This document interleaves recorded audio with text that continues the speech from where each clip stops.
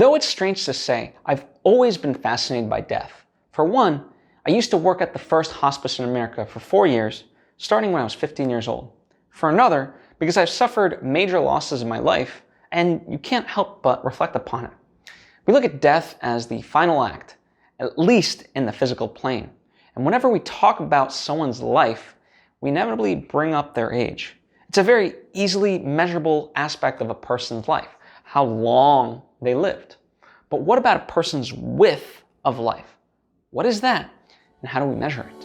From Svitek comes a weekly digital series where he shares his insights, concepts, and findings learned during his 15-year journey of working in the entertainment industry.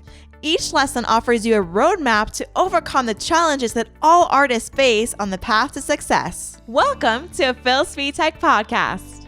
Hello and welcome to this episode. I hope you're excited to dive in, even though my intro makes this seem somber. I promise you it's not.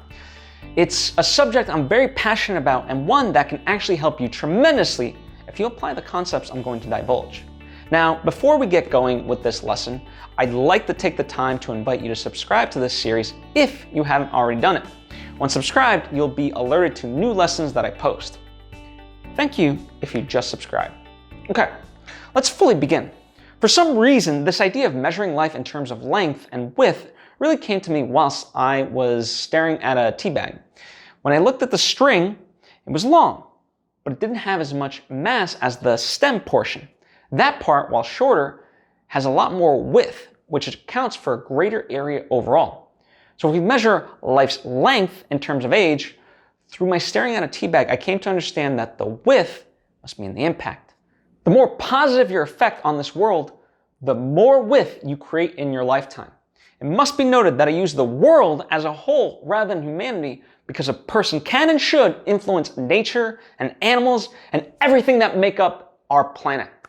Now, in some sense, we all already know this, but it's not top of mind.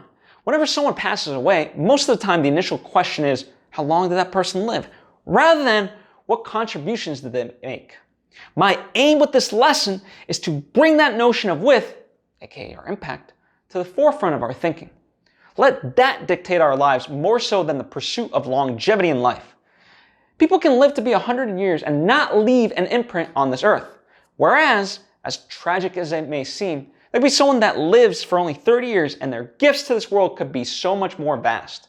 Of course, in the ideal scenario, each of us would create impact over many years.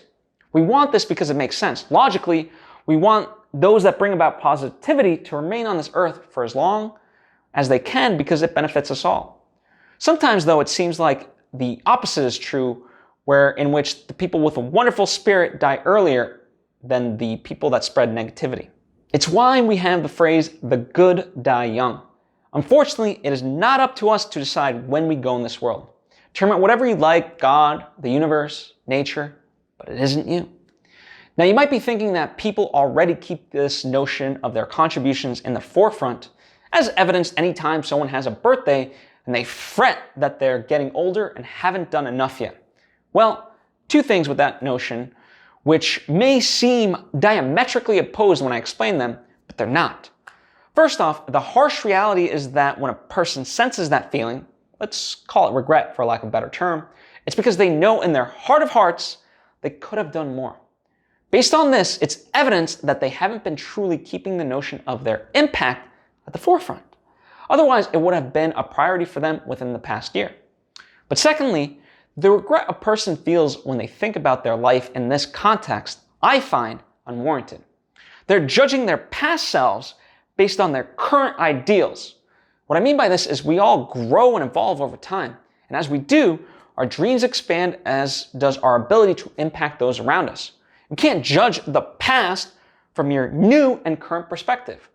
We're too often harsh on ourselves. Use the feeling as a guide for future action, but don't waste time beating yourself up over what you should have done. You'll end up shoulding all over yourself.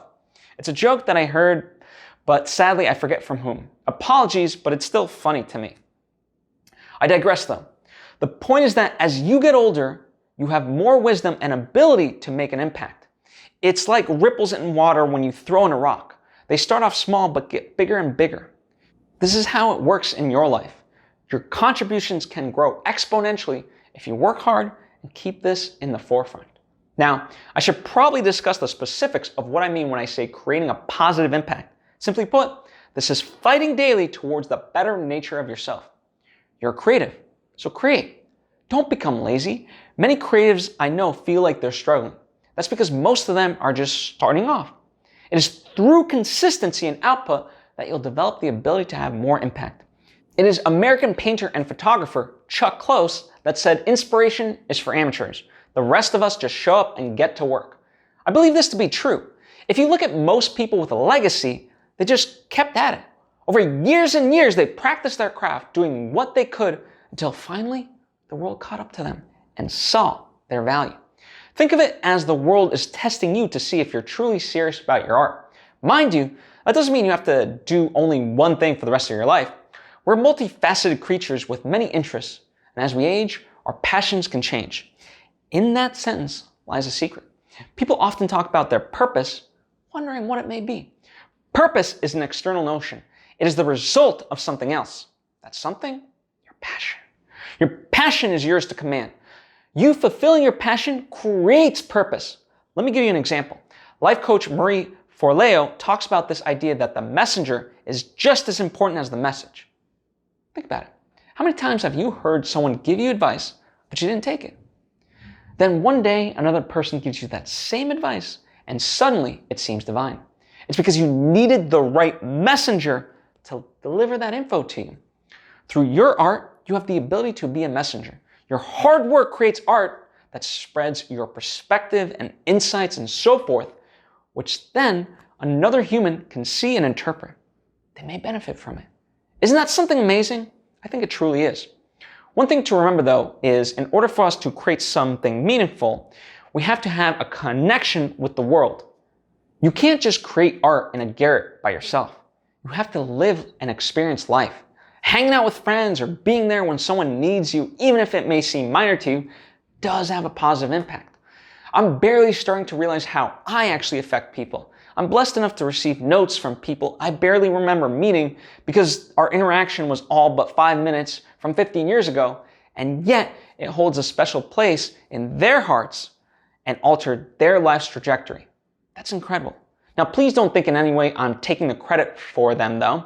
Whatever I may have imparted on them, they were the ones to do the work. So be there for people. That's not to say that whenever someone calls you to go out drinking or go to dinner that you need to pause everything that you're doing, but you'll know. Be there for people's birthdays. If you're thinking about someone because you haven't seen them in a while, text them at the very least. Create real human interactions. Additionally, I'm sure there's things you value in your life. Don't be afraid to give back. Donate your time to a charity that means something to you.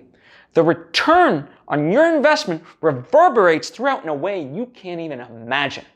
That is how you impact the world. That is how you create with in your life. It's how we make the experience of being on this earth all the more enjoyable. Many people I know, including myself for most of my life, have sought information in order to uncover the purpose of meaning in life. The knowledge you gain will never create with in your life. Human interactions and your positive impact on this planet is how you do that. The knowledge gained along the way should always be in service of the primary goal. But too many people, and again, myself included at many times, forget that fact. As I wrap this episode, I'd like to dedicate it to my grandmother who recently passed away. She lived in Slovakia, and I would spend summers with her because apart from her, that's where the rest of my family was. I enjoyed those summers greatly. But as I look back at her influence on me, it was she who taught me how to learn, which is something learning expert Jim Quick argues society doesn't do. But more on this notion in another episode. And more importantly, she instilled within me a passion to want to learn and to grow. So thank you wherever you are. And as a jumping off point for you to have an impact in the world, start by telling someone you truly value that you love them. It's a simple thing, but sometimes the most impactful aspects of life are the simplest. Thank you for checking this episode out. I hope it serves you as it's serving me.